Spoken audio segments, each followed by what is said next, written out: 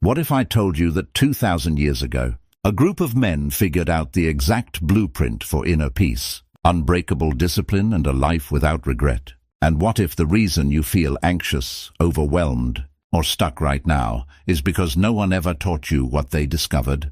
Today that changes. Welcome to Wisdom of the Stoics. I'm going to walk you through 12 Stoic principles that, if you apply them starting today, will completely transform the way you think, feel, and live. Stay until the end, because Principle 12 is the one most people never hear, and it might be the most powerful of them all. Imagine a man who wakes up before sunrise every day, sits quietly, and spends time preparing his mind, not for the perfect day, but for the hardest one. He knows that before the sun sets, something will go wrong. Someone will disappoint him. Something he loves might be taken. His plans might crumble, and he is completely at peace with that. That man was Marcus Aurelius, the most powerful ruler in the ancient world. He commanded legions, governed millions, and faced constant war, plague, and betrayal. Yet every morning he wrote in his private journal, and not about power or wealth, but about how to be a better human being. His philosophy, Stoicism. Founded in Athens around 300 BC by a merchant named Zeno of Citium, Stoicism spread across the ancient world and shaped the minds of emperors, generals, and slaves alike. And here's what makes it extraordinary. It wasn't academic philosophy meant to be read in ivory towers. It was practical, tactical, a survival manual for the human soul. The Stoics believed that you cannot control what happens to you, but you always control how you respond. And in that response, that's where your entire life is decided. All right, let's begin. Principle number 1, the dichotomy of control. Make the best use of what is in your power and take the rest as it happens. Epictetus. This is the single most important idea in all of Stoicism. And once you truly understand it, truly feel it in your bones, your anxiety will drop by half overnight. The Stoics divided all of human experience into 2 categories: things within your control and things outside your control. What's within your control? Your thoughts, your judgments, your intentions, your effort, your character. What's outside your control? Everything else. Other people's opinions, the weather, the economy. Whether you get the promotion, whether your flight is delayed, whether people like you. Now here's where most people suffer. They spend enormous amounts of emotional energy trying to control things they cannot control. They lie awake at night worrying about what someone thinks of them. They spiral into anxiety about the future. They rehash the past with bitter regret. The Stoic response: let it go. Not because it doesn't matter, but because your suffering over it changes nothing, while your focus on what you can control changes everything. Epictetus, who was born a slave and became one of the most celebrated philosophers in history, taught this principle from the most brutal possible position. He had no freedom, no wealth, no power over his circumstances, and yet he was, by all accounts, one of the freest men who ever lived, because he understood the only chains that truly bind a person are the ones inside their own mind. Today's practice: write down 3 things you've been worrying about. Then ask yourself, can I actually control this? If no, practice letting it pass like a cloud. If yes, take one action on it right now. Principle number 2, amor fati, love your fate. Don't seek for everything to happen as you wish it would, but rather wish that everything happens as it actually will. Then your life will flow well. Epictetus. This principle goes one step beyond acceptance. It doesn't just say tolerate what happens to you. It says love it. Amor fati, love of fate. This is perhaps the most radical idea in Stoicism, and also the most liberating. Think about the hardest thing that ever happened to you. A loss, a failure, a betrayal, a diagnosis, a broken relationship. Whatever it was, it broke something in you, didn't it? But now think, who did it make you? What did it force you to discover about yourself? What strength did it pull out of you that you didn't know you had? The Stoics weren't naive. They didn't pretend pain doesn't hurt. What they understood was this: resistance to pain multiplies it. Every second you spend wishing things were different, you add suffering on top of suffering. But when you look at every obstacle, every setback, every wound, and say, "This is exactly what was supposed to happen, and I will use it," something shifts. You stop being a victim of your life and start being its author. Friedrich Nietzsche, deeply influenced by the Stoics, said it perfectly: "That which does not kill me makes me stronger." Amor fati isn't passive resignation, it's ferocious embrace. Principle number 3, memento mori. Remember, you will die. Let us prepare our minds as if we had come to the very end of life. Let us postpone nothing. Let us balance life's books each day. Seneca. In ancient Rome, when a general returned victorious from battle, he would ride through the city in a triumphant procession. The crowds would roar. Flowers would rain down from balconies. And riding in the chariot with him, a slave, whose only job was to whisper in the general's ear, over and over, memento mori, remember that you will die. Not to be morbid, not to dampen the celebration, but to keep the general grounded, to remind him that glory is temporary, that arrogance kills faster than any enemy, that this moment is precious because it will end. Here's the uncomfortable truth. Most of us live as if we have unlimited time. We delay the difficult conversation. We postpone the dream. We say someday to everything that matters, while we say yes to everything that doesn't. Memento mori strips away that illusion. It says, you are going to die. Maybe not today, maybe not for many years, but the clock is running. And the question is not how much time you have left. The question is whether you are truly living the time you have now. The Stoics didn't let the thought of death paralyze them. They let it clarify them. It burned away everything unimportant and left only what mattered. Principle number 4. The present moment is all you have. Confine yourself to the present. Marcus Aurelius. Marcus Aurelius wrote those 4 words in his private journal, a journal he never intended anyone to read, which means he wasn't performing philosophy. He was living it. Reminding himself every single day the past is gone. The future isn't here. This moment, only this moment, is real. Modern science has caught up to what the Stoics knew intuitively. Studies show that the human mind spends nearly half its waking hours not in the present, wandering to the past or the future. And during those wandering moments, people consistently report lower happiness, higher anxiety, and less sense of meaning. The Stoic didn't need a study. They could feel it. They knew that the man who obsesses over yesterday's mistakes is not learning from them, he's punishing himself. And the man who spends today terrified of tomorrow never actually lives either day. The present moment is where power lives. It's where every decision is made, every action is taken, every relationship is nurtured. Your entire life happens here, in the now. And yet most people spend most of their time anywhere but here. Start small. For the next hour after you finish this video, every time your mind drifts to worry or regret, gently bring it back. Not with frustration, with curiosity, like a river returning to its banks after a storm. Principle number 5, negative visualization. Prepare for the worst. He robs present ills of their power who has perceived their coming beforehand. Seneca. This one sounds counterintuitive, even dark, but stay with me, because this practice, done correctly, might be the single greatest tool for daily happiness that exists. The Stoics practiced what they called premeditatio malorum, the premeditation of evils. In plain language, regularly imagining bad things happening before they do. Now, before you click away, this is not about anxiety. This is about inoculation. Here's the difference. Anxiety imagines bad outcomes and spirals into helplessness. Negative visualization imagines bad outcomes, prepares a rational response, and then returns to the present with deep gratitude for what you still have. Think about something you love, your family, your health, your home, your freedom. Now, gently, not obsessively, imagine life without it. Imagine waking up tomorrow and it's gone. Feel that? That ache you just felt?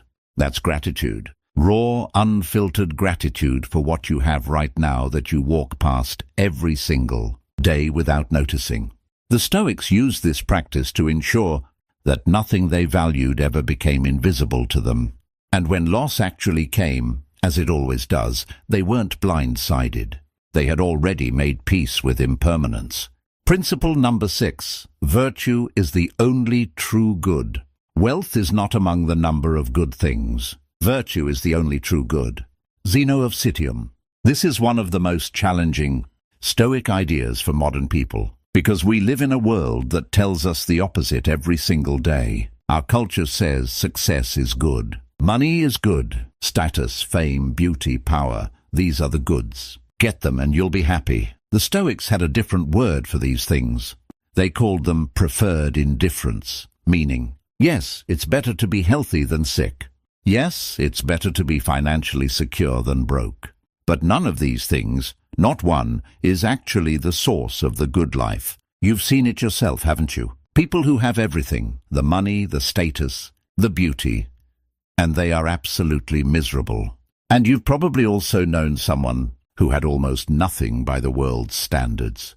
And yet they had this quality, this groundedness, this warmth, this quiet dignity that made them magnetic.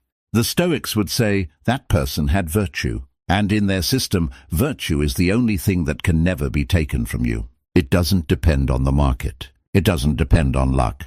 It doesn't depend on what other people do. The 4 Stoic virtues, wisdom, justice, courage, temperance, develop these, and you have everything. Lack them and nothing else will fill the void. Principle number 7. The view from above, gaining cosmic perspective. You have power over your mind, not outside events. Realize this, and you will find strength. Marcus Aurelius. Marcus Aurelius had a meditation he returned to again and again. He called it the view from above.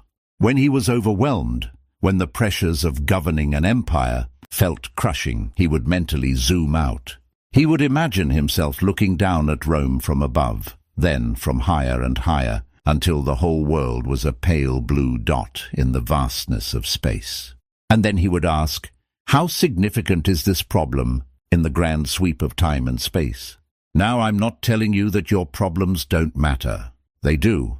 But most of the things we agonize over? The awkward thing you said at dinner last week, the argument you had about something trivial, the opinion of someone who won't remember you in 10 years? The view from above dissolves the noise and leaves only what is truly significant. Try it now. Whatever is stressing you today, zoom out. Your neighborhood, your country, the planet, the galaxy, the universe, which is 93 billion light-years across and has existed for 13.8 billion years. You are alive on a tiny rock for a brief flicker of cosmic time. And yet here you are. You have the extraordinary gift of consciousness, the capacity to love, to create, to choose. That is worth something. And most of your problems, in the view from above, they dissolve. Principle number 8. Act in accordance with nature. Man is a social animal. He who lives for himself is either a beast or a god. Aristotle, a close parallel to the Stoic view. The Stoics believed that human beings have a nature, a logos, a rational, social virtuous core, and when we live in alignment with that nature, life flows. When we violate it, we suffer. What does living according to nature mean in practice? The Stoics had a surprisingly clear answer. It means using your rational mind, not your impulses, not your fear, not your ego, to guide your choices. It means recognizing that you are part of a larger human community and that your actions ripple outward. It means living consistently, not preaching virtue and practicing vice behind closed doors. Think about the moments in your life when you felt most at peace, most alive, most yourself. I'd wager they were moments when you were being honest, when you were helping someone, when you were doing hard, meaningful work without complaint, when you were being who you actually are, not a performance for an audience. Principle number 9. The obstacle is the way. The impediment to action advances action. What stands in the way becomes the way. Marcus Aurelius. This might be the most practically useful idea in all of Stoic philosophy, and it's one that turns the entire conventional approach to problems completely upside down. Most people view obstacles as reasons to stop. The application was rejected. The relationship failed. The business didn't work. The door is closed. The Stoic mind does something different. It looks at the obstacle and asks, what is this obstacle teaching me? How can I use this? What does this obstacle itself show me about the way forward? Thomas Edison failed 10,000 times before inventing the light bulb. Winston Churchill lost every major political race before his finest hour. Oprah Winfrey was fired from her first television job and told she was unfit for TV. In every case, the obstacle wasn't a detour from the path. The obstacle was the path. The failure forged the person who could succeed. What's in your way right now? Really think about it. And then ask the Stoic question, what if this isn't in my way? What if this is the way? Principle number 10. Sympathia. We are all connected. What injures the hive injures the bee. Marcus Aurelius. Here's something many people get wrong about Stoicism. They think it's cold.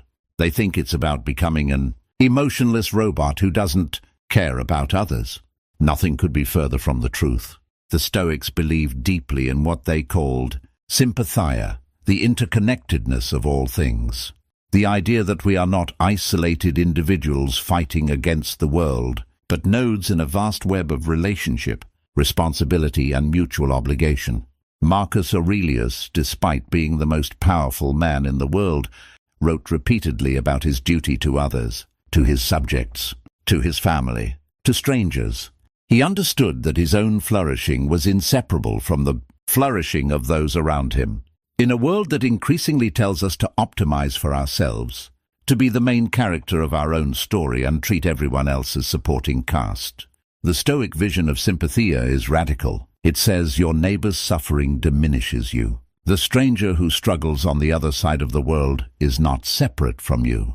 To build a genuinely good life is to build it in community, in service, in relationship. The most fulfilled people you know, I'd be willing to bet they are not the most isolated. They are the most connected, the most generous, the most genuinely invested in the lives of others. Principle number 11. Voluntary discomfort. Choosing the hard path. Set aside a certain number of days, during which you shall be content with the scantiest and cheapest fare, with coarse and rough dress, saying to yourself, is this the condition that I feared? Seneca, one of the wealthiest men in Rome, regularly slept on a hard floor, fasted, wore rough clothing, and walked in the winter cold, not because he had to, but because he chose to. He wanted to prove something to himself, to test whether his sense of well-being depended on comfort, to discover whether he could endure hardship with grace. And each time he came through, he felt freer, not less comfortable, but less dependent on comfort. This is one of the most counterintuitive and most powerful practices a modern person can adopt. We live in the most comfortable era in human history. We have temperature-controlled everything, instant entertainment, on-demand food, near zero friction in almost every area of life. And we have never been more anxious, more fragile, or more unable to handle adversity. The Stoics understood that comfort, pursued endlessly, becomes a prison, that a person who cannot function without air conditioning, without their phone, without their morning coffee, that person is not free. They are owned by their comforts. Voluntary discomfort breaks that ownership. It says, I choose to be uncomfortable. I choose the cold shower. I choose the hard conversation. I choose the difficult training. Not because I enjoy suffering, but because I refuse to be afraid of it. Start small. Tonight, skip one indulgence you'd normally reach for. Tomorrow morning, take 30 seconds of cold water at the end of your shower. These small acts of chosen discomfort build a muscle. And that muscle, over time, becomes invincible. Principle number 12. Eudaimonia, the flourishing life. Waste no more time arguing about what a good man should be. Be one. Marcus Aurelius. We've arrived. Principle 12. And I saved this one for last. Because it isn't really a technique. It isn't a practice you do on Tuesdays. It's the destination that all the other principles are pointing toward. The ancient Greeks had a word, eudaimonia. It's often translated as happiness, but that translation is misleading. Happiness suggests a feeling, a mood, something that comes and goes. Eudaimonia means something far deeper. It means flourishing, the full realization of your potential as a human being. A life well lived, not by the world's standard, but by the standard of your own best self. And here is the Stoic secret to eudaimonia, the thing that separates it from every other philosophy of happiness in history. It doesn't depend on what happens to you. Let me say that again because it's worth sitting with. A flourishing life, in the Stoic view, is available to you right now, regardless of your circumstances, your bank account, your relationship status, your health, your past, or your future. Because eudaimonia is not built from external conditions. It is built from internal choices, specifically from the consistent choice to live with wisdom, justice, courage, and temperance, to use your mind rightly, to treat others well, to face what comes with grace, to act always according to your deepest values. Marcus Aurelius faced plague, war, betrayal, and the deaths of his children. Epictetus was born into slavery. Seneca faced execution. And all three, by every account, lived with a depth of peace and purposefulness that most people, even those with every advantage, never find. Their secret wasn't luck. It wasn't talent. It wasn't circumstances. It was philosophy. The daily, consistent, deliberate practice of choosing who they would be, regardless of what the world threw at them. You have within you right now everything you need to deal with whatever the world can throw at you. Brian Tracy, echoing the Stoic tradition. The Stoics would agree, and they'd add, you don't just have what you need, you have the capacity for something extraordinary. A life so grounded, so purposeful, so free from fear and petty suffering that people around you wonder what your secret is. Now you know, it's 2,000 years old, and it works. Let's bring it home. 12 principles, 2,000 years of wisdom, and one simple truth running through all of it. You are not a passive passenger in your life. You are the driver, and the wheel has always been in your hands. The Stoics didn't promise you a life without pain.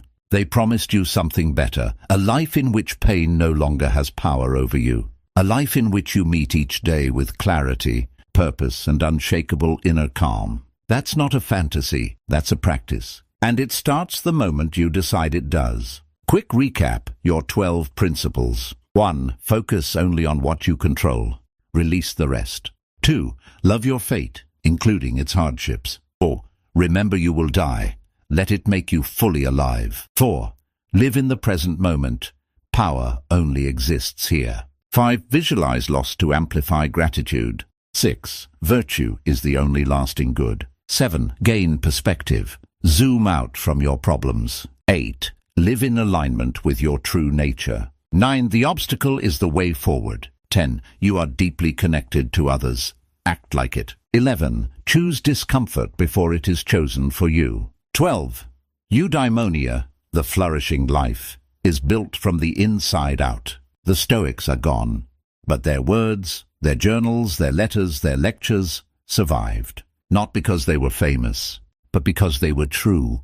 And now those words are in your hands. What you do with them, that's up to you. That's always been up to you. And if you're new here, welcome. We go deep on Stoicism, ancient wisdom, and the philosophy of a well-lived life. Subscribe and turn on notifications, because every week we publish content designed to make you sharper, calmer, and stronger. There's a playlist linked right here of our most powerful Stoic videos. Start there. Your future self will thank you. Until next time, stay grounded, stay purposeful, and remember,